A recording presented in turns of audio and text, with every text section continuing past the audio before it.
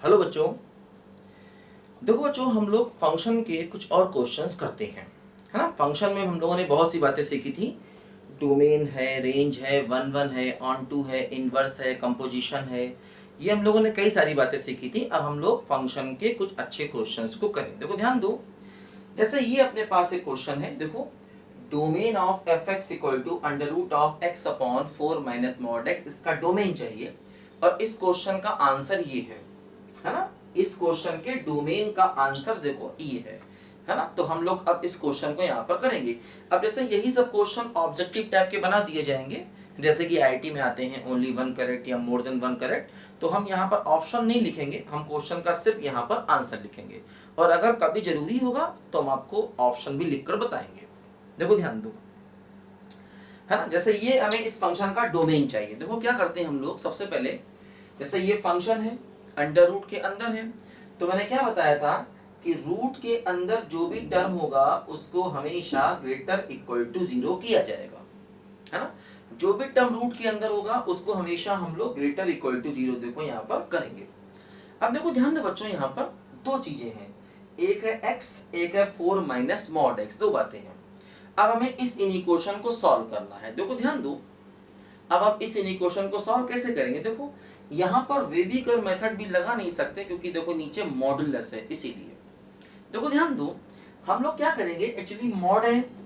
अब मॉड को हमें डिफाइन करना पड़ेगा। देखो मैंने बताया था आपको पहले भी कि मॉड में क्या होता है कि मॉड एक्स की वैल्यू x होती है अगर x पॉजिटिव होता है, और -x होती है अगर x नेगेटिव होता है। ध्यान दो, तो क्या करेंगे, देखो एक बार हम x को पॉजिटिव मानकर चलें।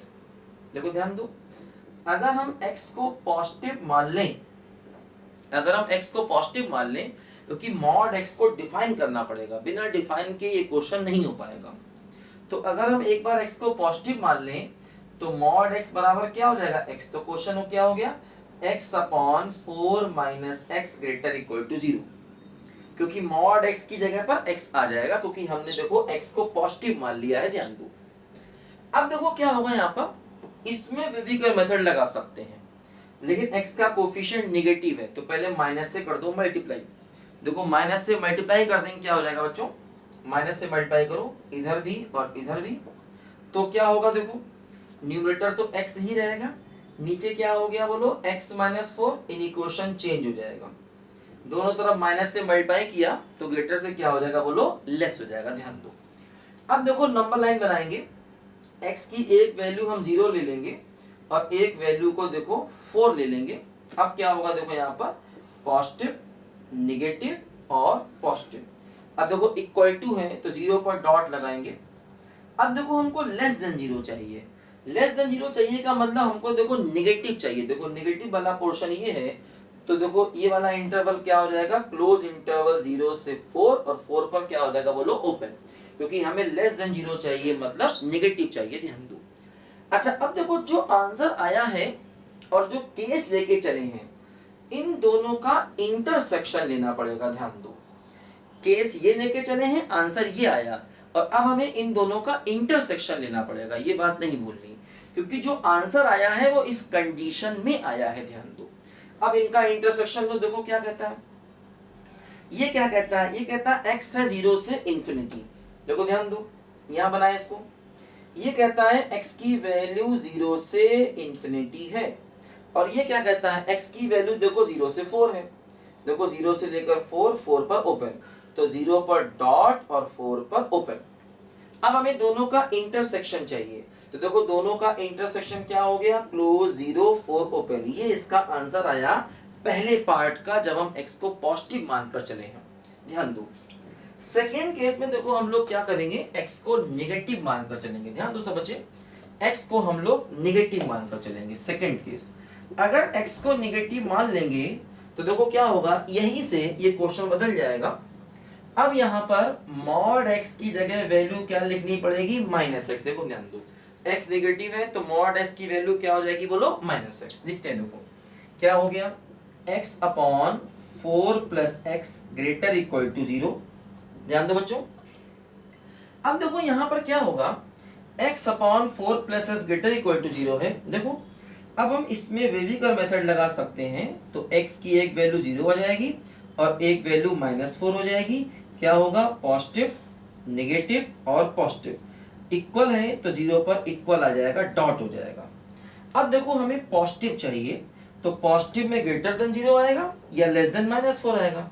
देखो यहाँ पर इक्वल नहीं होगा तो आंसर क्या होगा? -∞ से -4 और यूनियन 0 से इन्फिनिटी। अब देखो ध्यान दो, हमें जो केस लेकर चल रहे हैं, देखो ये और जो आंसर निकला ये, इन दोनों का फिर से इंटरसेक्शन चाहिए होगा। जो हमने कंडीशन ली है और जो यहाँ आंसर निकला, दोनों का इंटरसेक्शन। तो क्या होगा? x निगेटिव है, यहाँ पर x पॉजिटिव भी है और निगेटिव भी, तो निगेटिव वाला ही इंटरसेक्शन आ जाएगा। तो अगर इन दोनों का इंटरसेक्शन लेंगे तो हमको आंसर क्या मिल जाएगा? बोलो, जब हम इन दोनों का, देखो जब हम इन दोनों का इंटरसेक्शन लेंगे, इसका और इसका, तो आंसर क्या मिल जाएगा? बोलो, -∞ से -4 मिल जाएगा इन दोनों के इंटरसेक्शन का आंसर।